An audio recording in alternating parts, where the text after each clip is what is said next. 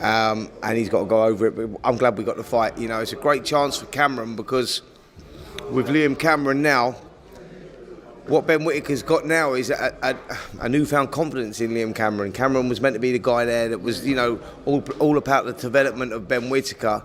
He was just put there to give Whittaker the rounds and whatnot, and he tore up the scripts, and fair play to him. You know, the fight was starting, turning on its head. He was doing great in that, and since then, you know, he's done really, really well. You know, you look at like the Lyndon Arthur fight where he pushed Lyndon all the way and in a great contest.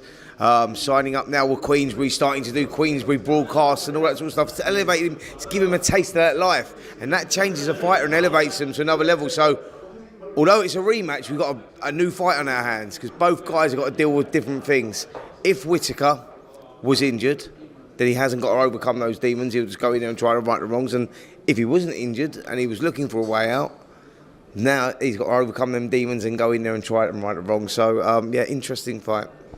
From a fighter's point of view, how much does what happened in the first fight, when you go into a rematch and you take into account all the controversy, how much does that play into the mentality going into a rematch? It plays massively, like as in, on the psychological side of things with a fighter. You look at Ben Whittaker and you say, right, listen, that's what I'm saying, only Ben Whittaker knows. So I'm talking from a fighter's perspective. You look at the fight and the way that it was turning and the way that it ended that controversially. If he was legitimately injured, then he hasn't got any demons to overcome, has he? He can just go in there and go, right, let me right the wrongs of this one. I'll go in there and I'll correct it. Maybe I took him too lightly. The fight was getting a little bit tough. You know, Cameron was growing into the fight. You go, but if it was a case of him going over and him going, well, do you know what? This is a great chance. The fight's starting to not go my way. It's a great chance for me to get out. Then he's got big problems, isn't he? So like I say, only he knows that. And we find that, we will only find that out on the 20th. So there's a lot of psychological stuff obviously going on there, but like Liam Cameron will be a different fighter himself to the one that went in there the first time, because he'll have a newfound confidence. It's a great fight. It's been a big week of fight announcements. Obviously earlier this week we saw Dillian Whyte against Joe Joyce announced along with everything else on that card. I want to ask you about the fight in terms of Whyte and Joyce, but I want to ask about sort of the tactics in the press conference as well. There was a lot of sort of jokes towards Joe Joyce's slowness and stuttering. Do you think that's a tactic or a conversation that should be used in a fight with somebody who's seemingly going through that? Listen, Joe Joyce is not great at interviews, not great at doing press conferences, so I think it's a little bit of a cheap shot to, you know, use that as the thing, like taking the piss out of Joe and maybe, you know, his lack of ability to put a sentence together. But it is what it is, man. It's the fight game, and fighters will do whatever they can to get in the other guy's head. Did it work? No, I don't think it did. Is it a great fight? Yes, it is, because they're both at that stage of their career. I think for the loser, there's nowhere to go. It's the end of the road. And for the winner, obviously, he can kick on and try get himself back into contention.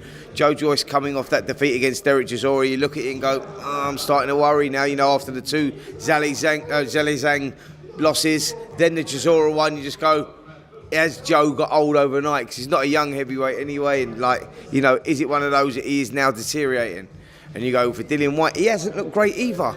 He didn't look good last time out. Do you know what I mean? He did not look good last time out. So you just look at it and go, right, it's a really interesting fight, because it's a chance for one to keep their career alive, and for the other one, it's done.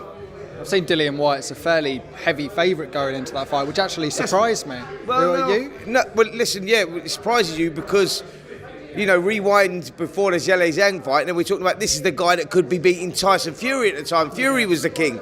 You know, after his performance against Joseph Parker back in September 2022, you looked at that performance and you go, this guy could beat anyone. He's so big, so strong, takes such a good shot. 2 defeats back-to-back by Zhale Zhang, and a loss to Derek Chisora. Now we're going, he's a huge underdog against Dillian Whyte. It's insane, mate. That's the way the heavyweight landscape moves. You know, you're only as good as your last fight. And they were both quite poor in their last fight. So it's a chance for them to reignite their careers, both of them. It's a good fight for that reason. You mentioned Tyson Fury there. When our very own Radio Raheem spoke to Frank Warren earlier in the week, he said that there was a big announcement just round the corner from Tyson Fury. Do you have any sort of inkling of what that could be and maybe what you would like it to be as well?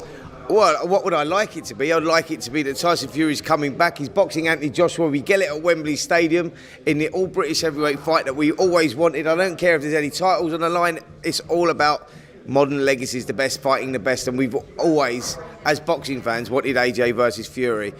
Whether you like, whether people say AJ's past his best, Fury's past his bed, it's a fight that we need to see, like in this modern era. So let's hope that's the announcement, eh? I mean, let's hope that's what it is.